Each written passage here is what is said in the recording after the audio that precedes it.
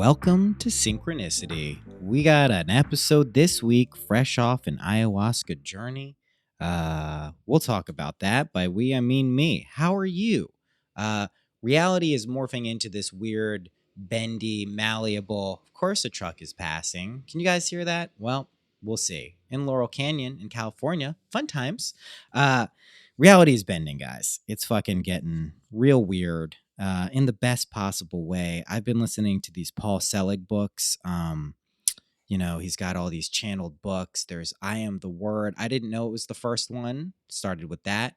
Then immediately went to I Am the Love in Creation. That I didn't know that was the second one. These dimensional being things that I think it's him, right? It's him, a higher dimension. I think guides are basically you. They're just fractured off versions of you that are in the future that are helping you. And there are also others, but it's also just you at the end of the day. But anyway, those books are fucking nuts. Been sending them to loved ones, and I know that they're enjoying them. And yeah, it dovetailed nicely with my ayahuasca experience. So got a lot of stuff to talk about today. Had a little notebook. I would not say that this is going to be a particularly organized episode, but there's a lot of stuff. So let's get into it. Yeah, that's it. Yeah, and these readings have just been fucking great. I have to mention them because I'm in the midst of them today. I'm recording this in between a bunch of them. Some of the are the Patreon ones, and some are the just regular sign up ones. And yeah, the best. You get it. Okay, let's talk about ayahuasca. Let me put this notebook down. So, um, I'll start by saying I have been asked to do ayahuasca probably like 20 to 30 times by various people over the past, I don't know, 20 years. I know people in my family who've been doing it for a very long time. I know people in my friend groups and social groups and professional groups who have been doing it, and I've never felt called to do it. So I was asked by a friend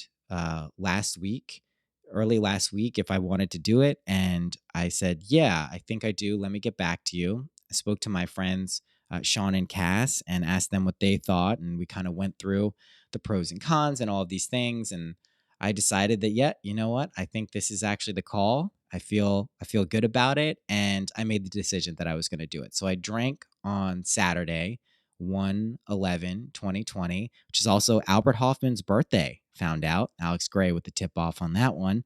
So I was like, this is a very auspicious day. And leading up to it, you're supposed to be on a certain diet, and they say no drugs and all this stuff. And all I can tell you is I adhered to the diet somewhat. For at least a day, I didn't eat meat. And I also definitely smoked weed up until a few hours before the ceremony. And I definitely have some weed stories for you with ayahuasca and the facilitator. And basically, went in with the approach that like I'm ready. I'm ready to see whatever is going to come up. So the whole week I felt incredibly grounded and just relaxed about it, which is atypical for me. Typically with psychedelic experiences, even with microdosing, even with anything, I get a little like, whoa, weed I don't. And I have a perspective on that now after doing ayahuasca, but I was really calm. I was like preternaturally calm, like, wow, this is really nice. And just like magical. I'm in a very good state anyway, but I was like, wow, this is really interesting. So got there on Saturday. It was in my friend's apartment. We like set up these air mattresses and these couches, and it was with 3 other people were drinking with me. My friend who has done it many times before, and 2 other people was their first time as well. And then the facilitator, and it was, it was pretty amazing, the whole experience. So I had brought a bucket. I bought a special bucket, and was expecting to purge. The guy was like, this particular stuff is not very purgative. 1 out of 3 people throw up a little bit. And yeah, I did not purge at all. And I drank 3 cups. And at first, I wasn't sure if it was working. And then I realized, oh God, it's working. I didn't get crazy visions. Like I did get a lot of visions, but internal ones. and clear ones. But I wasn't like this crazy DMT tripped out, mind boggling experience. And, we shared all of our stuff afterwards in like this circle about like what we had gone through. And what I realized maybe after my second cup, um, is that no, this is reality. This is love. Like I felt so much love the entire time and I felt it leading up and I was like, "Oh my God, this is the experience." It's not this tripped out, insane, visionary nutso seeing all this stuff, which of course I've seen that before when Changa was like that and I love it. Um, but it was like, this is reality. And it's a very motherly, feminine presence. So I'll say this about the the diet stuff.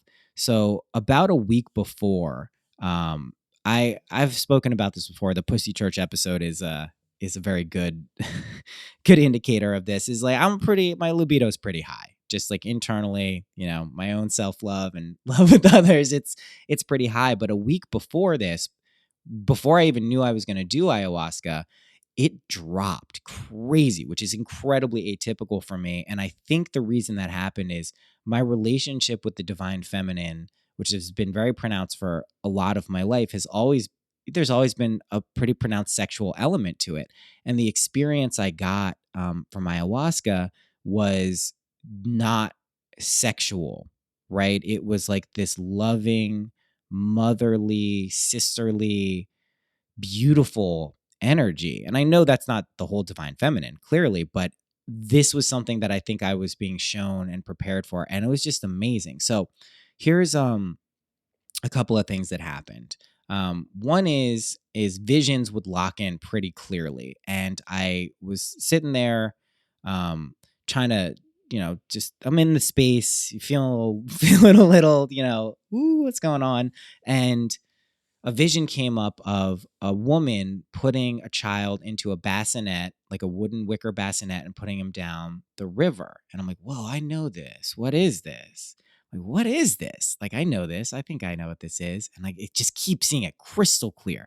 Down the river, another woman picks up the bassinet. And oh God, am I going to get emotional on this? Please, no. Please, I'm not into it. See, here's the thing. I'm still integrating the experiences. So if they come up when I'm speaking about them. Anyway, this vision came up. I'm not going to cry.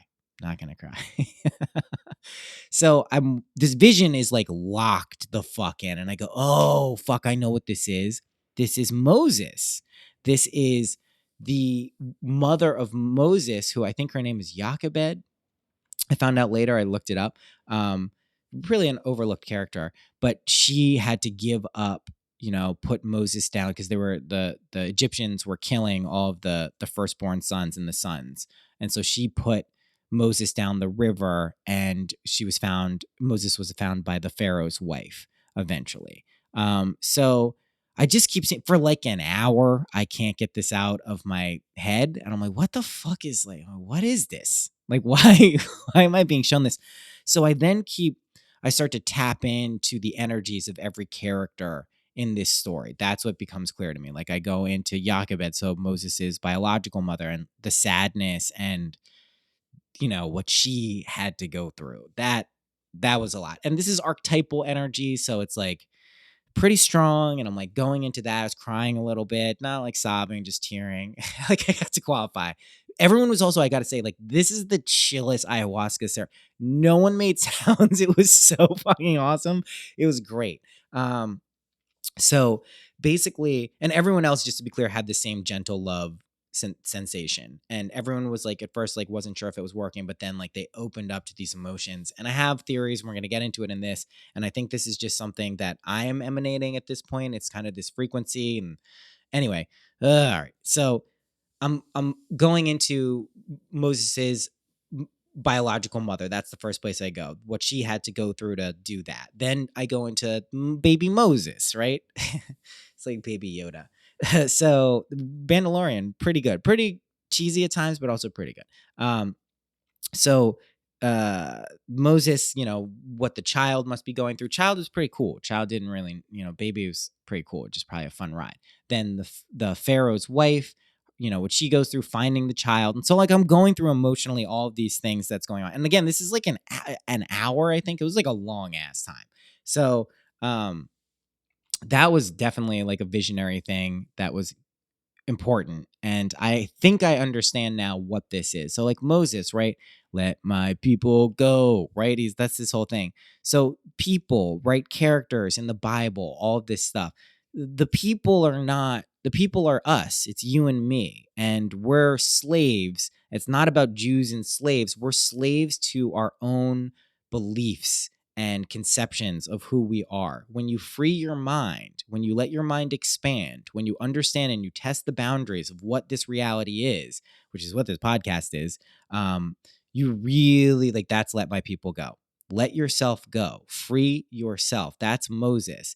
And what I bet, as best as I can interpret the, sending Moses down the stream is this maternal energy. Fuck, don't cry, don't cry.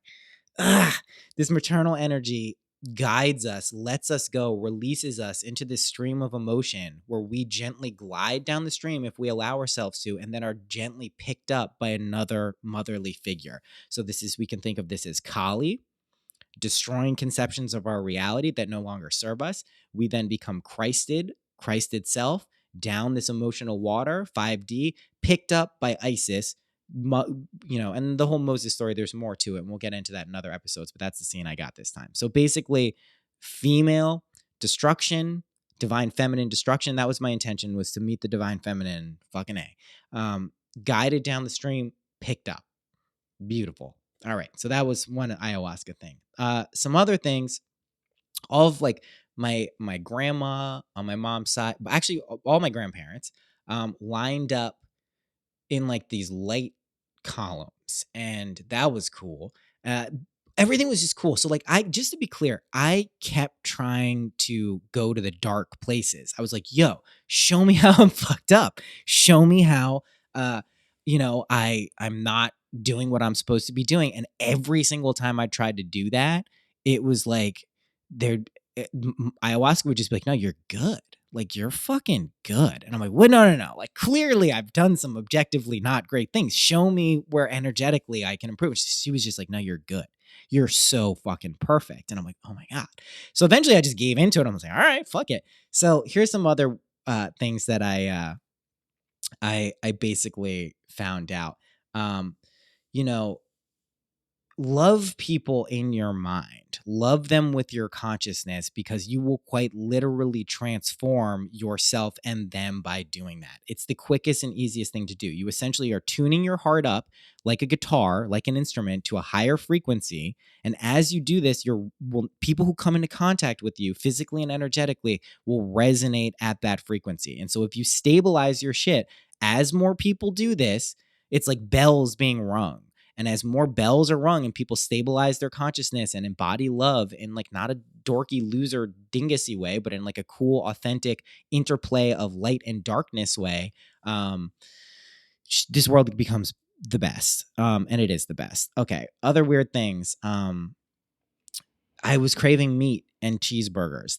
Like for both. Not only did I not purge, I wanted meat. So I asked ayahuasca, I said, hey, like, yo, like, what can I have meat? She's like, yeah, it's good for some people.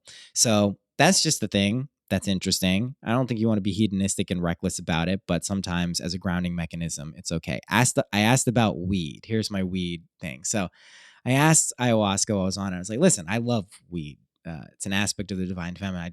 I love it so much. Is it cool? And she was, yeah, it's super cool. We're homies. I was like, amazing, because I had heard some conflicting things. I know people who've taken ayahuasca and they're like, maybe they have a shadow relationship with weed and like it tells them not to do. I know Graham Hancock famously called it like the green bitch, and like then had to double back and be like, I'm not calling weed the green bitch. I'm calling my dynamic. I'm like, dude, you call cannabis the green bitch. No wonder your relationship's fucked up. Like, how dare you? So yeah, weed's good, guys. I asked the facilitator, like after my third cup, I was like, what do you think about cannabis and ayahuasca? He's like, at this moment, I'm opposed to it. So then I asked again afterwards, after the sharing circle, and he's like, you can smoke weed. I'm like, yeah, man. So then I smoked weed and it was fucking great. Weed's the best. All right. Just to be clear, it's fucking amazing. We'll do a whole cannabis episode, not this one. I have too much shit to talk about. Maybe the next one I'll do a whole cannabis episode. Also sending questions and YouTube stuff. I'm doing running through a lot of questions there. So you can go find those, not just for patrons, although we are going to do a patron one only next week. So sign up for that if you want, and you get your questions in there. Okay. Like I said, ready to face demons and shadows, but she kept telling me I was good. Like I was so ready to do gnarly shadow work. She's like, nah, you did it. I'm like, what? There's no way. She's like, nah, you get it. So that's fun and proof that it can be doing good things. Okay, let me now go into my notebook and then we'll get to the other stuff I wrote down. There's no rhyme or reason to this. Just go with the flow. Okay, so a puzzle, right?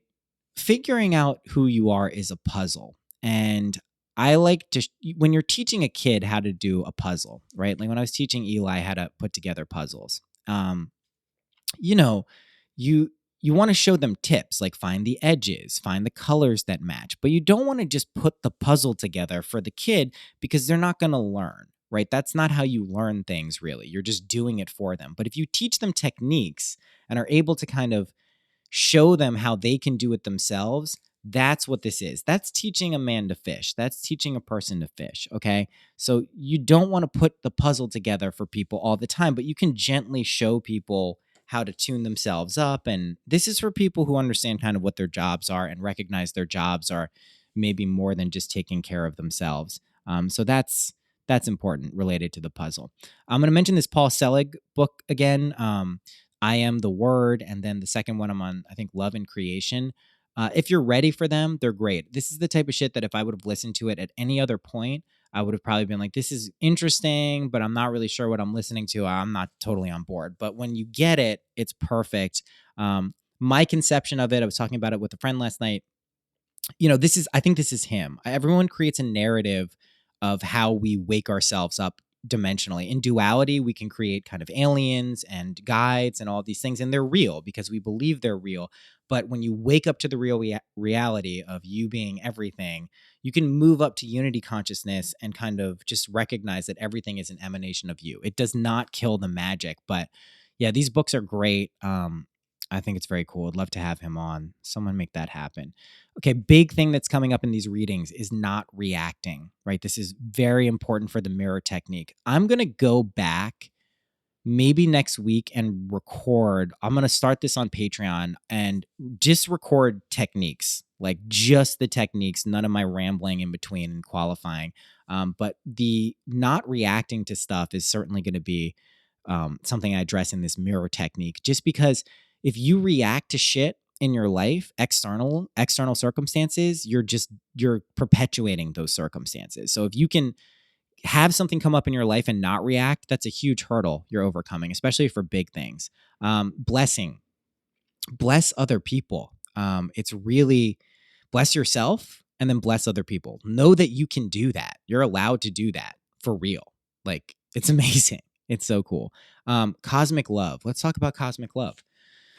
I didn't even know it really existed, but it does. When you become a perfectly clear mirror, reflecting back the pure light of everyone you meet, this liquid light, when you find another pure mirror, one that is reflecting back to you your exact reflection, something very interesting happens. You become in love. There is this thing, and there's many forms of love, but this thing that kind of blesses the both of you, it's this trinity.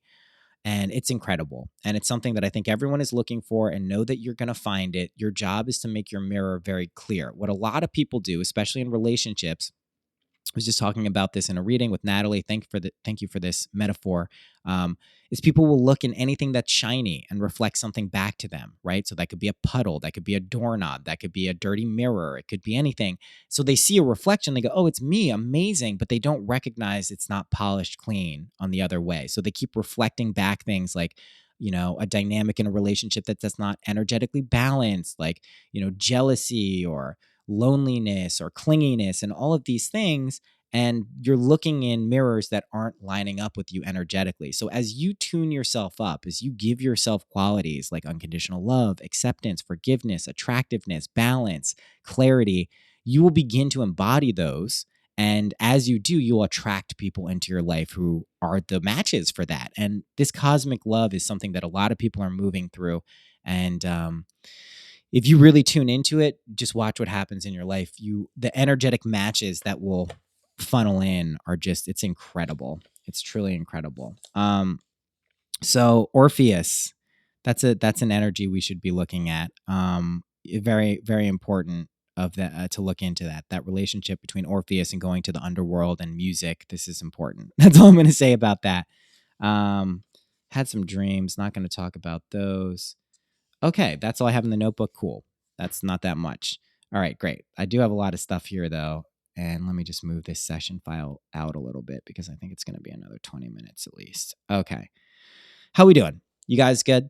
Everything's good? Hopefully. I know it's so energetic. We're literally in like a dream world now, if that's not clear. I mean, we've been in one, but now it's so obvious how our consciousness, precedes materiality. That can be disorienting. Don't worry about it. It's all good.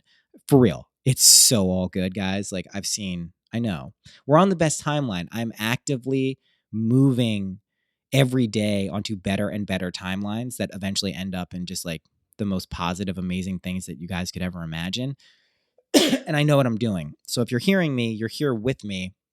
Every day when we go to sleep, when we wake up, it's a different place. We think it's the same place. It seems consistent. We have this sense of self. The music exists, the events exist that existed, the history exists, but it's a new place every time. And we get to construct it based on our beliefs and resonance. So you keep waking up with me here. So good. All right. Awareness is 90% of everything. If you're aware of something, you've basically solved the whole issue. So know that. We're opening up new worlds. Worlds are phasing into each other, energies, spirits, all this stuff is happening. Gifts are being kind of unlocked and you're giving them back to yourself. So don't get freaked out. A lot of these are psychic gifts. They'll feel like you talking to yourself or being aware of energies that maybe feel like they're you at first, but then you recognize it's something else. For me, in 2020, I am so incredibly sensitive now to other people's energies in my physical space. It was overwhelming the first week, and now I know what it is. Some of us have a tendency to want to transmute and flip energy into the positive. It's negative. Not always the best thing to do. Sometimes you need to release it. Catch and release, catch and release. So know that. I'm just figuring that out. Be good to yourself. Just be really good to yourself. Treat yourself. Just be so good to yourself. Love yourself so fucking much. It's the best. And you're so worthy of it. For real. Relaxation, acceptance, harmony, and trust. Those are the themes this year and for your life that if you can sit into those, relaxation, acceptance, harmony, and trust, you're good to go. You're basically immune from all issues in this world. Relaxation, acceptance, harmony, and trust. Yeah, cool. 19 and 20-year-olds. I asked this on Twitter. I don't know if I mentioned it in the last episode. What?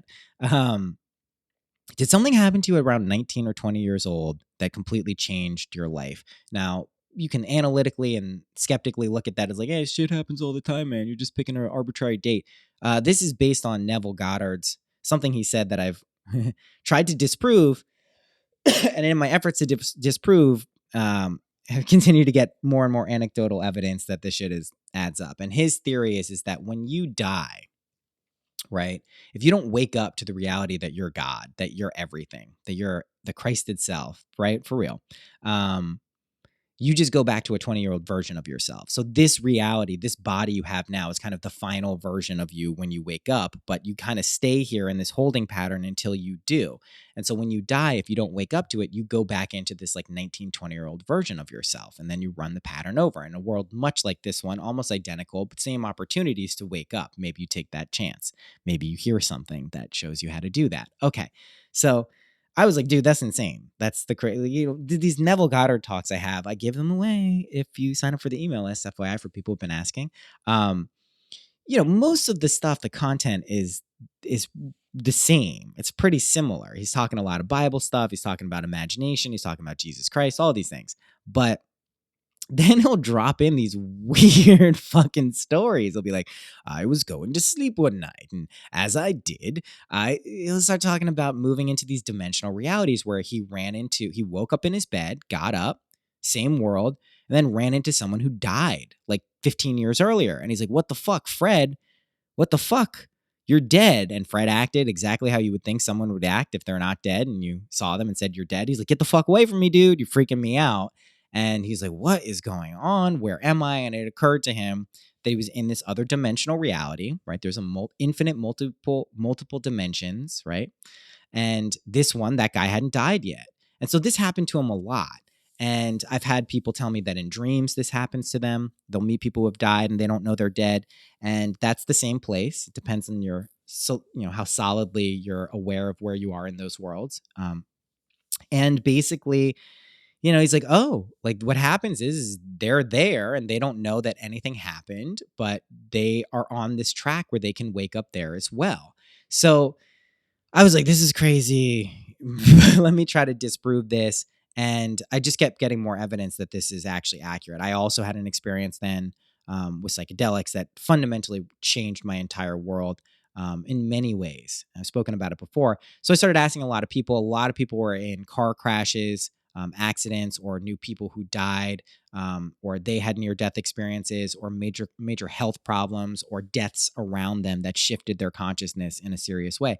And so what the theory is here is that you kind of get downloaded into you annex your brain at that moment, right? Your consciousness, your disembodied kind of spirit here goes into the body, and it doesn't feel like anything to you. It just feels like waking up in a normal day, but that's actually what's going on.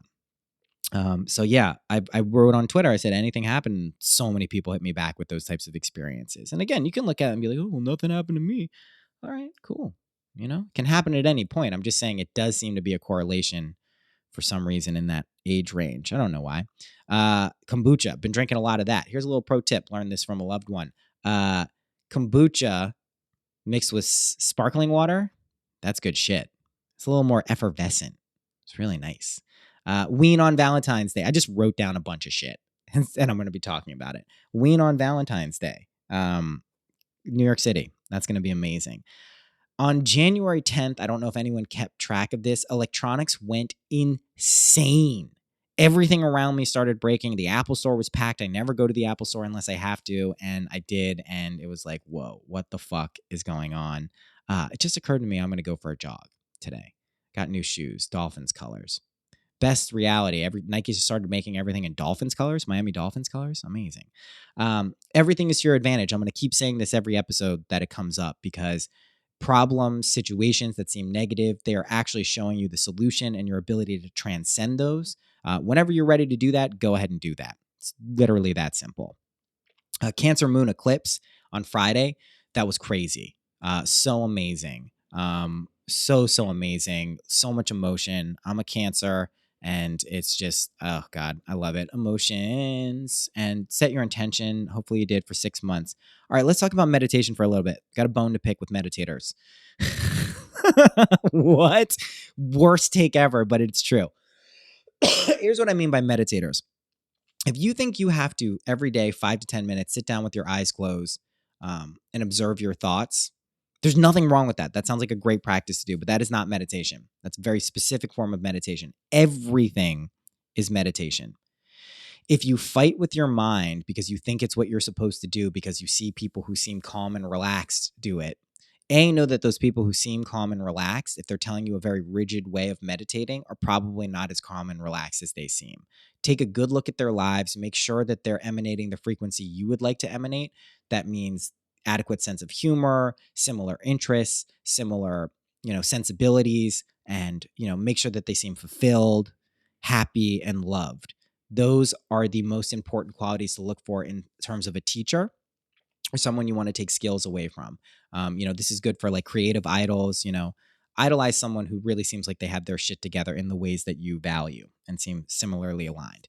Everyone has been talking about mindfulness and meditation now for about 20 years. It's become a meme, and it's so easy to parrot what looks like wise advice related to meditation. And just know that everything is meditation. When you really get that, you will understand what I mean. Your whole life, you are meditating. You are off somewhere, a higher dimensional version of you with your eyes closed in lotus posture, imagining this version of yourself here. So rest assured, you are meditating perfectly in perfect balance somewhere. If you want to replicate and emanate that here, by all means, know that you can do it in your dreams. You can do it as a subconscious protocol that you're running, and you don't have to actively do it.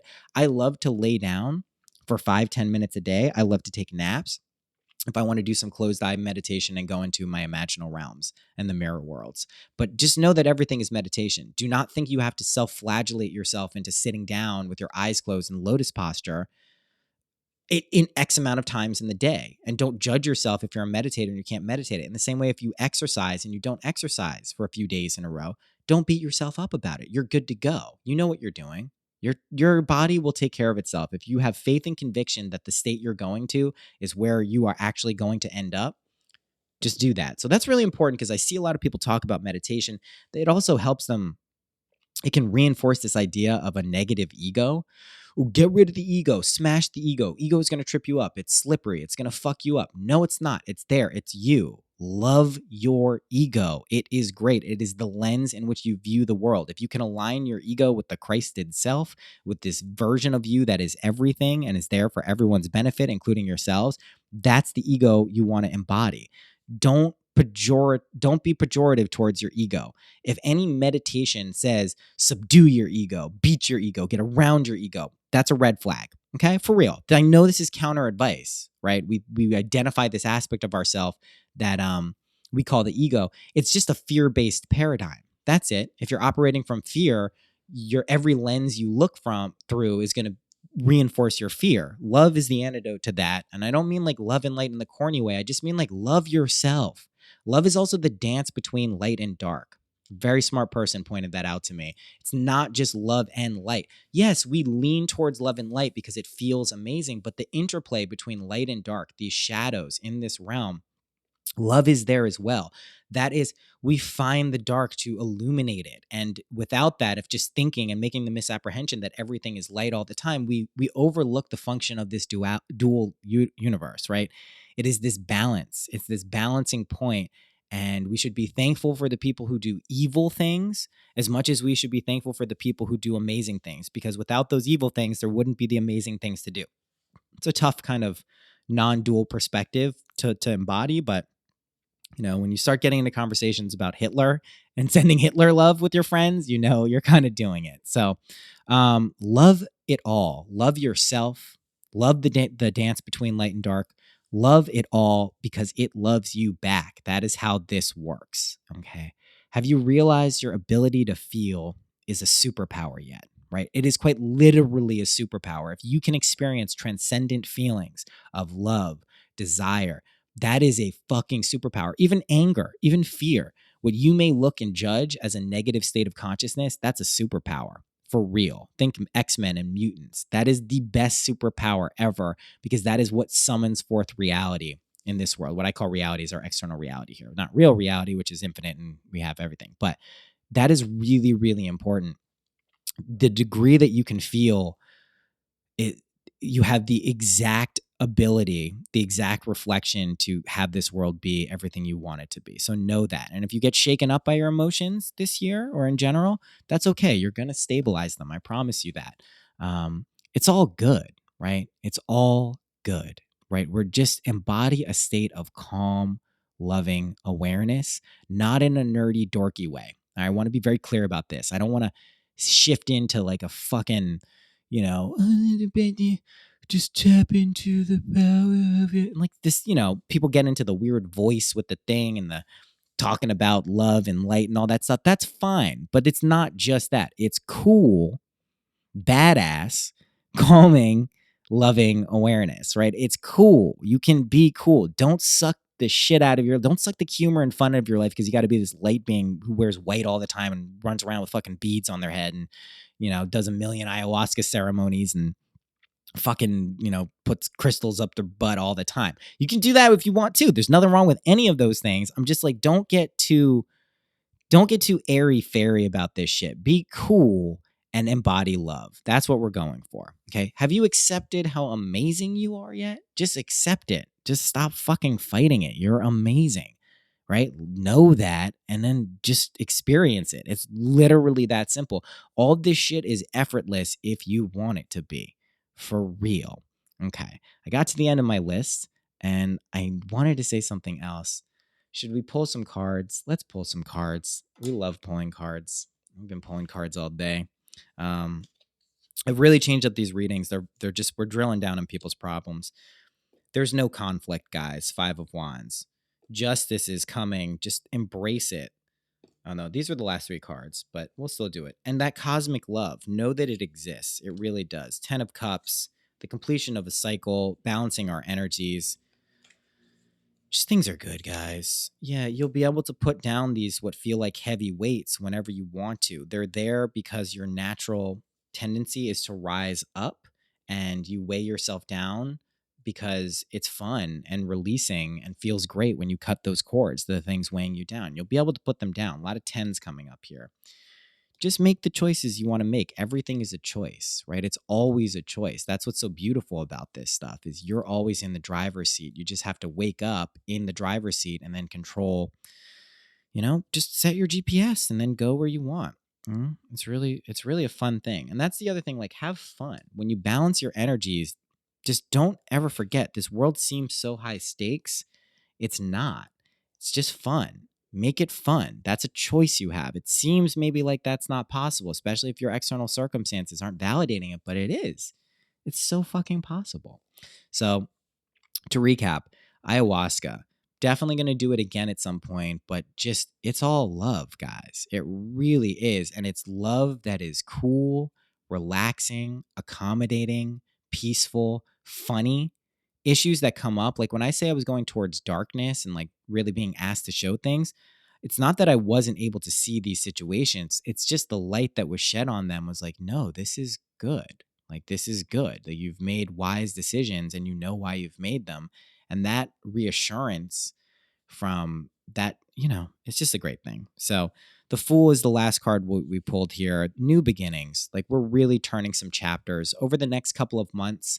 Up until about like mid-March, we're going to be working through a lot of these Capricorn stuff, a lot of fears related to relationships, jobs, careers, energetic jobs. Just don't react. Don't react negatively. Just let the old stuff die. Let the new stuff come in, right? That's the Moses story, right? Let the old life send away the best version of yourself to the new reality. And then they'll come back together again. That always happens. And let my people go. Free your mind, guys. It's good stuff. I'm in LA. We have in-person readings going on. We have selected dates over the next few months where you can get readings. They're great. I highly recommend them. That's all I can say. I've never felt better about something I do in my life than those readings, and they're just fun. I have a few more today, and I love them.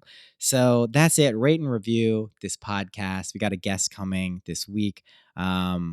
Yeah, there's a lot of stuff. I think I'm going to be in Phoenix for this Jessa Reed Soberish meetup. It's seeming like it's in the cards. I just got to figure it out on my flight info and stuff like that. But we're in pretty good shape with everything. Everything is lovely. Just, know you're good. Know you are loved and protected at all times and just accept it. That's really what it is more than anything. And life is so fun and magical. That's the best part. It's so fucking cool. Holy shit. I don't want to underplay that aspect of it. But as you settle into this like calming, loving way of being, just shit gets so fucking cool and exciting. It's both relaxing and energizing is the way I would describe it. So that's it. I have a guest, few days, yada, yada, yada. Lots of love. See you in a few days. Happy imagining.